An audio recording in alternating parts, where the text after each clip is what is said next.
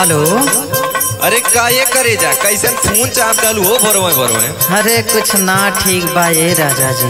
अरे का भइल हो जाने में का बताई आजकल कैसे बीतत बा।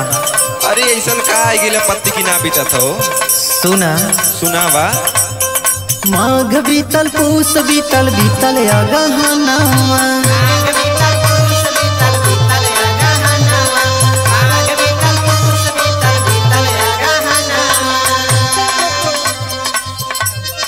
माघ बीतल पूस बीतल बीतल अगहनवा।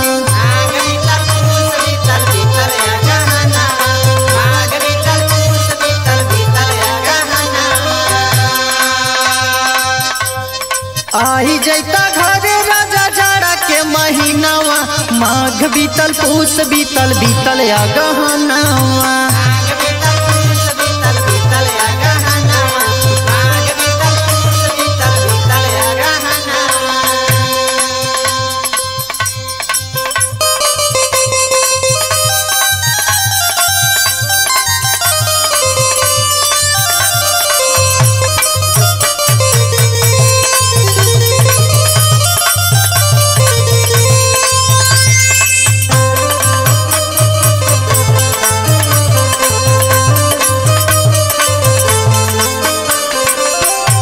और सुनाए राजा।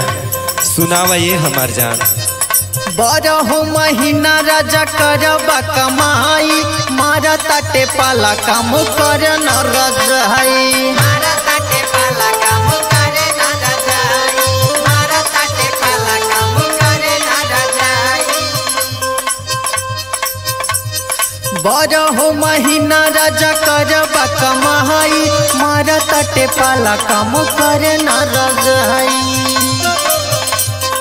आवे जब याद हमर सिहर बदनवा। आई जैता घर राजा जाड़ा के महीनावा। आई जैता घर राजा जाड़ा के महीनावा। आई जैता घर राजा जाड़ा के महीनावा।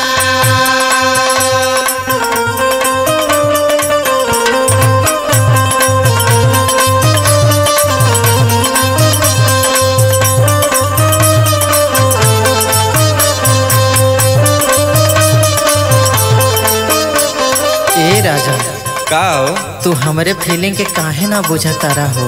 कवन फीलिंग रे। हदी तू पाती पिया मानी जाता बतिया।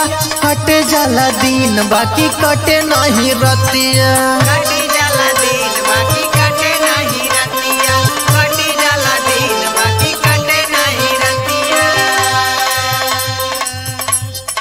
आदि तू पाती पिया मानी जाता बतिया। कटे जाला दिन बाकी कटे नहीं रतिया। और जुना राहुल आई गईले भवनवा। आई जैता घरे राजा जाड़ा के महीनावा। आई जैता घरे राजा जाड़ा के महीनावा। आई जैता घरे राजा जाड़ा के महीनावा। आई जैता घरे राजा जाड़ा के महीनावा। आई जैता घरे राजा जाड़ा के महीनावा। बस कराइए हमार करेजा पहने हम कैफियत पकड़ के वथिला तनी रजैया धो दिया। ठीक बा ए राजा जी। ये करेजा।